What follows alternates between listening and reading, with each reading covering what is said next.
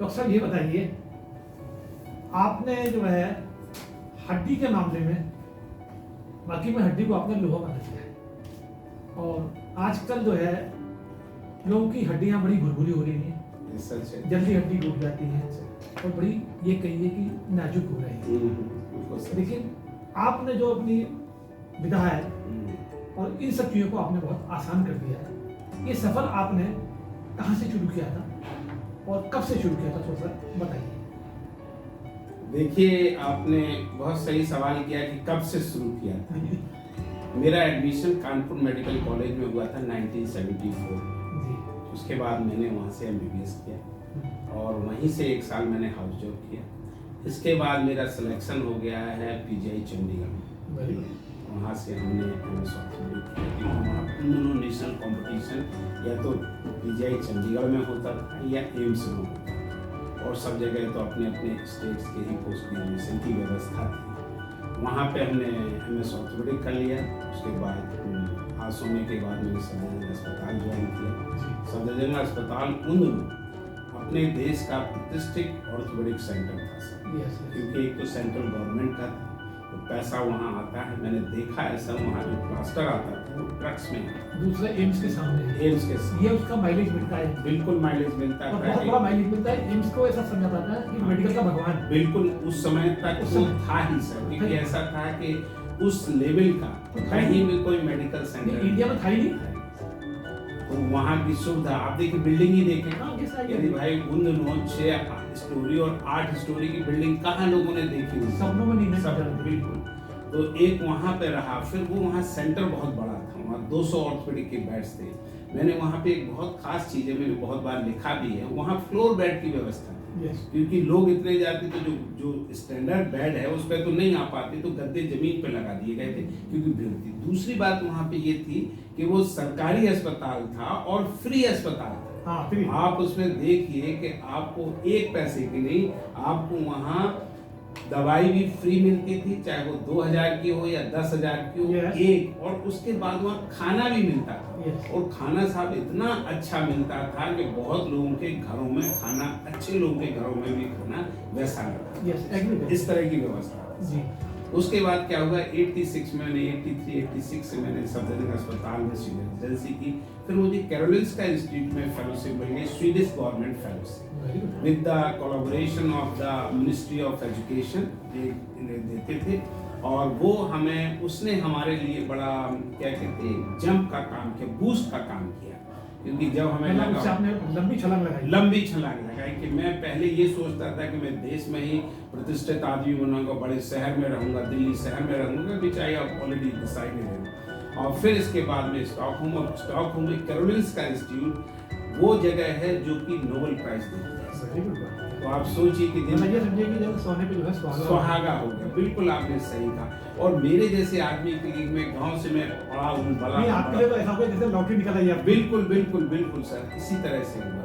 और वहाँ पे जो व्यवस्था थी, आप देखिए, स्वीडिश है कि बहुत छोटी कंट्री है लेकिन डेवलप कंट्री, बहुत डेवलप है। स्वीडिश कंट्री एक ऐसी है आज भी जो उनकी सामाजिक व्यवस्था है वो इस तरह से कि वो किसी का भी क्या, बॉम्ब से लेके टॉम तक उनका लिखा है कि पेट से लेके कब्र तक का उनका है।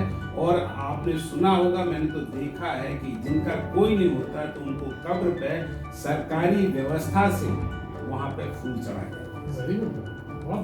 वहाँ पे कुछ ऐसी इंडियंस जो थे कि वहाँ पे जितने जिसके बच्चे ज्यादा होंगे उसको उतना ही, तो जो तो इंडियन पाकिस्तानी लोग थे, तो कुछ लोग तो सिर्फ इसी में मस्त रहते, भाई 2 बच्चे कर लिए, 2 और कर लेंगे तो कुछ पैसा मिल जाएगा। उनकी इस तरह की व्यवस्था थी, वो भी हमने आपको देखी। फिर उसके आने के बाद सर हमारा PGI चंडीगढ़ में एज ए कंसल्टेंट सिलेक्शन हो गया, फिर वहाँ पे रहा। PGI में कितना टाइम रहा? मैं सर मैंने 87 में ज्वाइन किया। PGI में भी काम करने के लिए बहुत गुंजाइशें हैं और चमकने के लिए बहुत मौके हैं। हम इनको ये कहेंगे, बहुत टफ वहाँ है, ऐसी बात मैं आपको ये कहूँ, किसी भी काम, किसी को भी बढ़ने के लिए सबसे पहले उसे प्लेटफॉर्म की जरूरत है। और मैं इन बातों कहता हूँ, स्कूल है, इंस्टीट्यूशन, ये सब प्लेटफॉर्म का काम करे। मैं अपनी बात कहूँ, किसी और की क्या। यदि मैं मान के चलिए MBBS नहीं किया होगा या मैं नहीं बना हो तो कहीं ना कहीं घास नहीं खोद रहा होगा। तो ये जो प्लेटफॉर्म का काम किया हमारे लिए, तो और जैसे PGI चंडीगढ़ उन दिनों सर वहाँ ऐसी व्यवस्था थी कि मैंने पुस्तक में एक में लिखा हुआ है कि कानपुर और चंडीगढ़ में मेडिकल स्टैंडर्ड में और रहन सहन में, खाने पीने में सर जमीन आसमान का फर्क है। आपको मैं एक उदाहरण देता हूँ।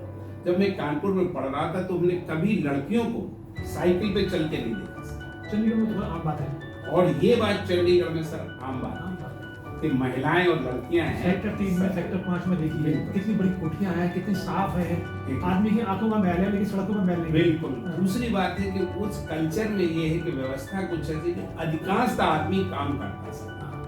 यदि आप अपने यहाँ से देख लें और स्कूलों में तो पीजीआई चंडीगढ़ में जो हम लोग रेजिडेंट, पूरे देश के रेजिडेंट जाते हैं, अच्छे से अच्छे लोग जाते हैं और कुछ लोग तो बड़े भले घरों के भी जाते होंगे, लेकिन हर रेजिडेंट वहाँ गधे की तरह काम करता है। वहाँ ये नहीं है कि साहब 12 बज गया उनका, नो, ऐसा कोई है ही नहीं। नहीं, वहाँ आदमी को रगड़ देते हैं। एक्चुअली में देखा जाए जो हमें निखार आया है वो वहाँ है, वहाँ से।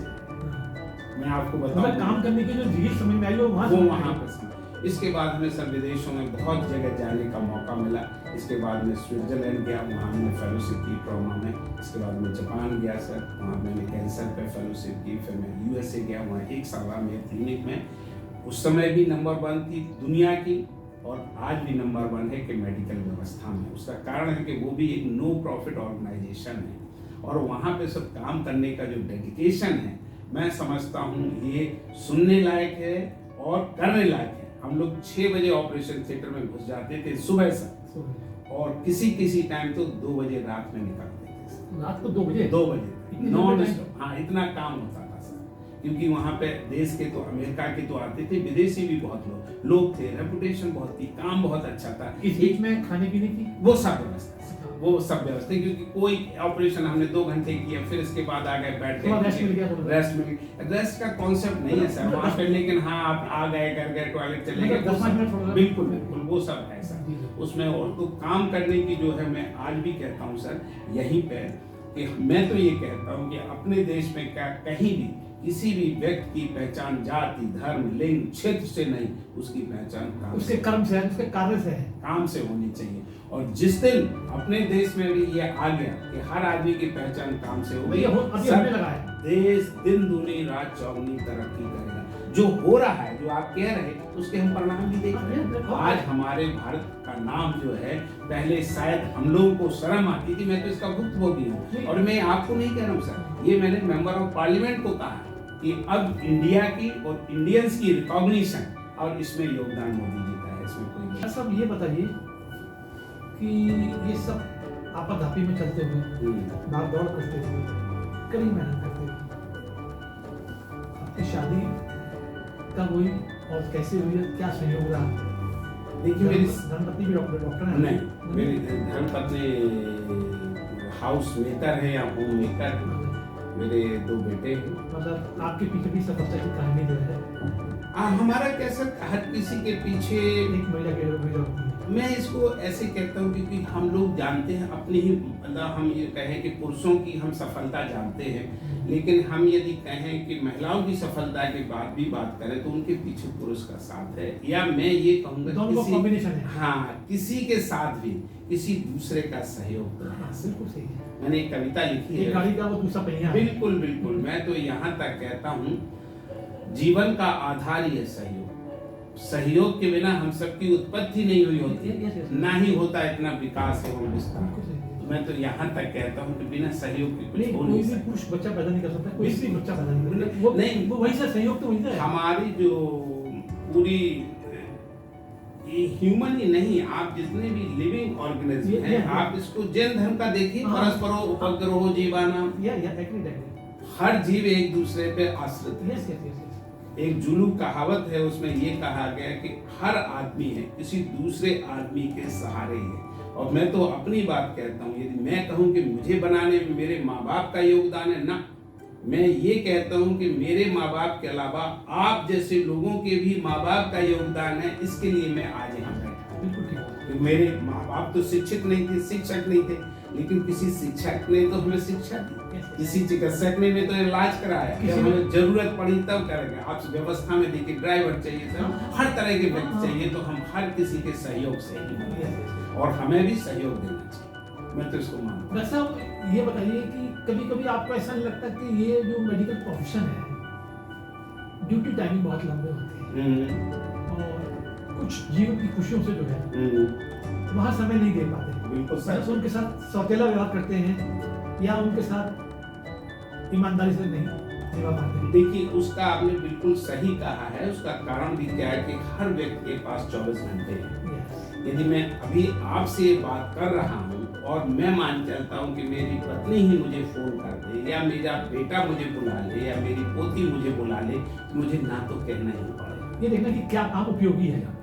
इस समय हम सिर्फ अपने जीवन में यही सोचते हैं कि उस समय हमें वो कितना महत्वपूर्ण है। अच्छा, अब ये है कि जब हमें कोई चीज, देखिए सर, एक जीवन का आपने गाना भी, कुछ खो कर पाना है, कुछ पाकर खोना है, जीवन का मतलब तो आना और जाना है। तो ये सब चीजें हैं, क्योंकि आप एट ए टाइम सब चीजें नहीं कर सकते हैं।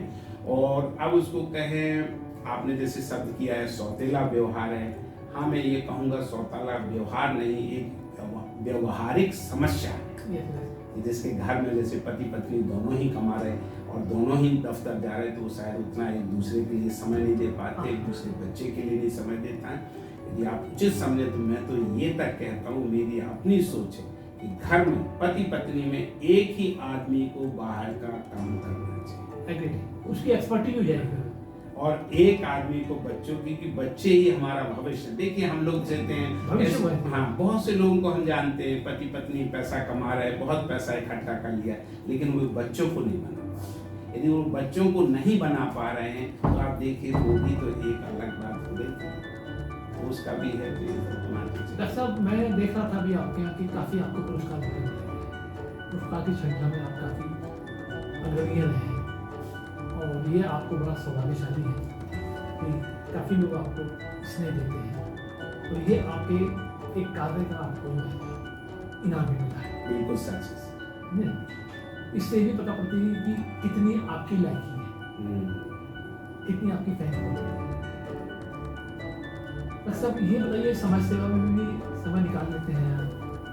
हमारा मानना है कि सर हर व्यक्ति को अपने काम से ही समाज की सेवा करनी चाहिए और अपने ही काम से, अपने ही ढंग से राष्ट्र निर्माण में अपना योगदान देना चाहिए, क्योंकि राष्ट्र निर्माण किसी व्यक्ति विशेष, कुछ व्यक्ति विशेषों का ही कर्तव्य नहीं है, ना काम है।